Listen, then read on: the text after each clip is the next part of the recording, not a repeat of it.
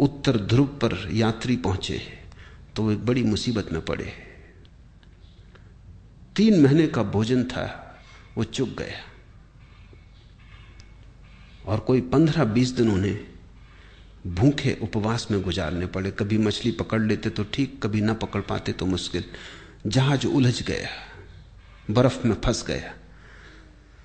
लेकिन उन यात्रियों का जो कैप्टन था, उसको सबसे ज्यादा जो मुसीबत आई वो भोजन की नहीं थी। लोग बिना भोजन के रहने को तैयार थे, यात्रियों का दल। सिगरेट की सबसे ज्यादा मुसीबत खड़ी हुई। सिगरेट खत्म हो गई तो लोगों ने जहाज की रस्सियां काट काट के पीना शुरू कर दी। कैप्टन घबराया, उसने कहा अगर 20 दिन ये सिलसिला रहा तो फिर हम कभी वापस ना पहुंच पाएंगे। तुम रस्सियां ही काटे डाल रहे तो ये जहाज आगे कैसे बढ़ेगा, ये पाल गिर जाएंगे। मगर लोग इतने दीवाने सिगरेट पीने के लिए कि कैप्टन करे भी क्या। एक आदमी, बाकी सब सिगरेट पीने वाले, उनका करो भी क्या। वो रात को चोरी से काट लें, इधर उधर से काट लें। जब ये जहाज लौट के किसी तरह आया और इसकी अखबारों में खबर छपी तो एक आदमी ने अमेरिका में ये अखबार पढ़ते वक्त अपनी सिगरेट भी पी रहा था, अखबार भी पढ़ रहा था। उससे अचानक ये बात अजीब सी लगी कि लोग गंदी रस्सियां काट काट के पी गए। वो भी चेन स्मोकर था। उसने सोचा, हाथ में सिगरेट थी, उसने सोचा कि क्या यही गति मेरी होती है अगर मैं भी उनके साथ होता? क्या मैं भी रस्सियां काट के पी जाता?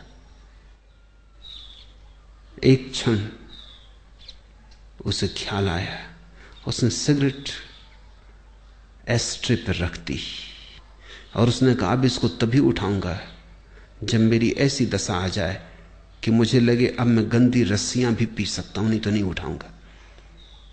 20 साल बीत गए, वो सिगरेट अपनी टेबल पर ही रखे रहा। लोग उससे पूछते भी कि आधी जली सिगरेट यहां क्यों रखी। वो कहती कि इसको मुझे उठाना है किसी दिन, लेकिन उसी दिन उठाऊंगा जिस दिन मेरी पीड़ा ऐसी हो जाएगी कि आदत बड़ी और मैं छोटा हो जाऊंगा। लेकिन मैं प्रतीक्षा कर रहा हूं, वो घड़ी आती नहीं। 20 साल बीत गए, मैंने 20 साल से सिगरेट नहीं पी है और याद भी नहीं आई है। मैं याद करने की कोशिश कर रहा हूं कि कभी भी आ जाए, क्योंकि मैं जानना चाहता हूं किस मुसीबत में जहाज के लोगों को रस्सियां पीनी पड़ेंगी। लेकिन वो कभी ना आई। उसने अपना संस्मरण लिखा, मैं संस्मरण पढ़ रहा था। उसने संस्मरण में लिखा है कि मैं समझ नहीं पाता कि क्या बात हो गई, क्योंकि पहले भी मैंने कई बार सिगरेट छोड़ना चाही थी लेकिन नहीं छोड़ सका था। कई बार छोड़ी भी थी तो 2 दिन के बाद फिर पीने लगा था। लेकिन क्या हुआ, अब तो मैं छोड़ा भी नहीं था, सिर्फ प्रतीक्षा कर रहा हूं कि जब भी आदत पकड़ लेगी और झकझोर डालेगी तो पीऊंगा।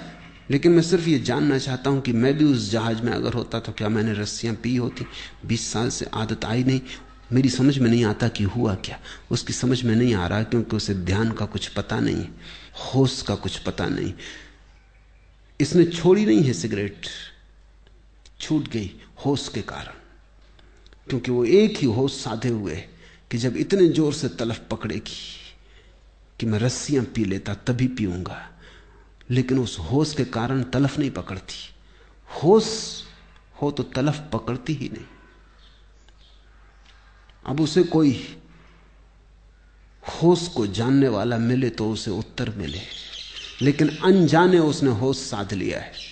तुमसे मैं कहता हूं, जो जो आदत तुम्हें पकड़े हो, जबरदस्ती पकड़े हो, उसके प्रति होश साधना। मैं तुमसे नहीं कहता सिगरेट पीना छोड़ो, मैं कहता हूं होश पूर्वक पियो। मैं तो यहां आश्रम में एक कमरा बनवाने जा रहा हूं जहां होश पूर्वक सिगरेट पीने वालों को सुविधा होगी कि वो जाके वहां सिगरेट जरूर पिए, लेकिन जितनी देर पिए उतनी देर ध्यान रखें। एक क्षण को भी बेहोशी में न पिए बस। फिर अगर पीना हो तो मजे से पिए, कोई हर्जा नहीं। लेकिन मैं जानता हूं अगर होश सध जाए तो ऐसी मूढ़ता कौन करेगा। ऐसी मूढ़ता तो बेहोशी में ही होती है।